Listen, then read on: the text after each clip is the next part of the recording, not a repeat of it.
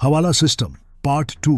भारत की समानांतर अर्थव्यवस्था का पूरा सच। अगर भारत से काला धन खत्म हो जाए तो क्या होगा? सोचिए, अगर आज रात भारत से पूरा काला धन गायब हो जाए तो क्या होगा? क्या प्रॉपर्टी के दाम गिर जाएंगे? क्या महंगाई कम हो जाएगी? क्या चुनाव सस्ते हो जाएंगे? क्या आतंकवाद की फंडिंग रुक जाएगी? या फिर क्या हमारी आधी अर्थव्यवस्था ही हिल जाएगी? क्या हम सच में काले धन के बिना जीने के लिए तैयार हैं? अगर आप इस सच्चाई को गहराई से समझना चाहते हैं तो वीडियो अंत तक देखिए। और अगर आप चाहते हैं कि ऐसी रिसर्च बेस्ड डॉक्यूमेंट्री लगातार आती रहें तो अभी चैनल को लाइक और सब्सक्राइब कर लीजिए। एक्ट 1, हवाला। एक शैडो बैंकिंग सिस्टम। हवाला को सिर्फ गैर कानूनी लेन देन समझना गलती होगी। असल में यह एक अनौपचारिक बैंकिंग सिस्टम है। यह बैंक की तरह काम करता है, लेकिन बिना बैंक के। जमा, निकासी, ट्रांसफर, इंटरनेशनल सेटलमेंट सब कुछ होता है, लेकिन कोई नियमन नहीं। दुनिया के कई हिस्सों में इसे अलग अलग नामों से जाना जाता है।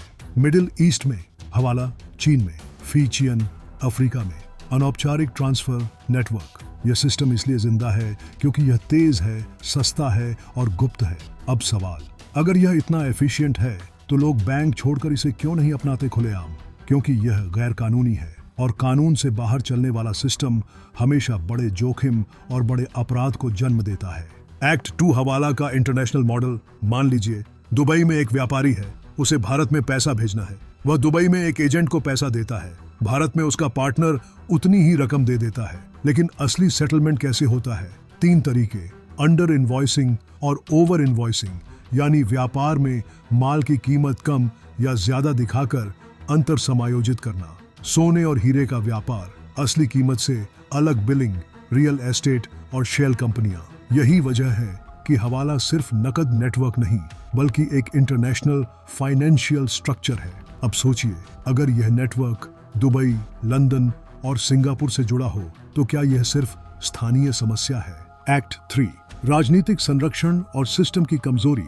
भारत में हवाला के बड़े मामलों की जांच सेंट्रल ब्यूरो ऑफ इन्वेस्टिगेशन और एनफोर्समेंट डायरेक्टोरेट जैसी एजेंसियां करती हैं। लेकिन जब मामला बड़े नामों तक पहुंचता है तो केस अक्सर कमजोर क्यों पड़ जाते हैं? कारण, सबूत की कमी, गवाहों का पलटना, लंबी न्यायिक प्रक्रिया, राजनीतिक दबाव। अगर सिस्टम में ही सिस्टम को बचाने की ताकत हो तो क्या सुधार संभव है? आपकी राय क्या है? क्या जांच एजेंसियां पूरी तरह स्वतंत्र हैं? एक्ट 4, हवाला और आतंकी फंडिंग का रूट। भारत में आतंकी फंडिंग के मामलों की जांच नेशनल इन्वेस्टिगेशन एजेंसी करती है। कई मामलों में सामने आया कि पैसा पहले पाकिस्तान या गल्फ देशों में इकट्ठा हुआ, फिर हवाला के जरिए भारत में एंट्री हुई। कोई स्विफ्ट रिकॉर्ड नहीं, कोई बैंकिंग ट्रेल नहीं, सीधा कैश। अब एक काल्पनिक लेकिन यथार्थ जैसा उदाहरण, अगर 20 करोड़ रुपए किसी सीमा राज्य में पहुंच जाएं और उसका इस्तेमाल हथियार खरीदने में हो तो क्या यह सिर्फ आर्थिक अपराध रहेगा या राष्ट्रीय सुरक्षा का खतरा बन जाएगा? क्या हवाला सिर्फ टैक्स चोरी है या देश की सुरक्षा पर सीधा हमला? एक्ट 5, रियल एस्टेट बुलबुला और काला धन। भारत के बड़े शहर दिल्ली, मुंबई, बेंगलुरु, इनमें प्रॉपर्टी के दाम आम आय से कई गुना तेज बढ़े। क्यों? जब बिल्डर नकद लेते हैं तो असली कीमत छुप जाती है। जब असली कीमत छुपती है तो मार्केट डेटा गलत हो जाता है। जब डेटा गलत होता है तो नीति गलत बनती है। यानी हवाला सिर्फ प्रॉपर्टी महंगी नहीं करता, बल्कि पूरी आर्थिक योजना को बिगाड़ देता है। क्या आपने सोचा है, अगर काला धन बंद हो जाए तो क्या प्रॉपर्टी के दाम 20 से 30% गिर सकते हैं? एक्ट 6, हवाला और महंगाई का साइकोलॉजी एंगल। जब बाजार में अनअकाउंटेड मनी बढ़ती है तो खर्च करने की मानसिकता बदलती है। लोग ज्यादा जोखिम लेते हैं, ज्यादा निवेश करते हैं, ज्यादा सट्टा लगाते हैं। इससे बुलबुले बनते हैं। 2008 का वैश्विक संकट ओवर लेवरेज और सट्टेबाजी से पैदा हुआ था। अगर भारत में काला धन, रियल एस्टेट और शेयर बाजार में तेजी से जाए तो क्या हम भी किसी भविष्य के बुलबुले की तरफ बढ़ रहे हैं? एक्ट 7, डिजिटल हवाला और क्रिप्टो का नया खतरा। आज कई नेटवर्क क्रिप्टो करेंसी के जरिए सेटलमेंट करते हैं। भारत में कानून लागू हैं, लेकिन टेक्नोलॉजी सीमा नहीं मानती। अगर एक व्यक्ति भारत में नकद दे और बदले में विदेश में बिटकॉइन ले तो ट्रैक करना कितना मुश्किल होगा। भविष्य में हवाला का नया चेहरा डिजिटल अंडरग्राउंड फाइनेंस हो सकता है। क्या सरकार टेक्नोलॉजी से तेज भाग सकती है? एक्ट 8, अगर काला धन अचानक खत्म हो जाए। अब एक बड़ा सवाल, अगर भारत से अचानक 30 से 40% अनौपचारिक नकदी गायब हो जाए तो क्या होगा? प्रॉपर्टी मार्केट गिरेगा, नकद आधारित बिजनेस प्रभावित होंगे, चुनावी खर्च कम होगा, लेकिन टैक्स कलेक्शन बढ़ेगा, यानी सुधार के साथ झटका भी आएगा।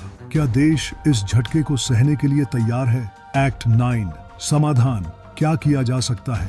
राजनीतिक फंडिंग पूरी तरह digital, real estate transaction 100% online, international data sharing, कड़ी सजा, जनता की जागरूकता। लेकिन असली बदलाव कहां से आएगा? सरकार से या नागरिक से? अगर आप बिना बिल सामान लेते हैं तो क्या आप भी इस सिस्टम का हिस्सा नहीं? फाइनल मैसेज, हवाला सिर्फ पैसा भेजने का तरीका नहीं है, यह एक समानांतर अर्थव्यवस्था है, एक छाया तंत्र, एक ऐसी मशीन जो टैक्स को खा जाती है, महंगाई को बढ़ाती है और कभी कभी देश की सुरक्षा को भी खतरे में डालती है। अब फैसला आपका है। क्या आप इस विषय पर और एक्सपोज वीडियो चाहते हैं?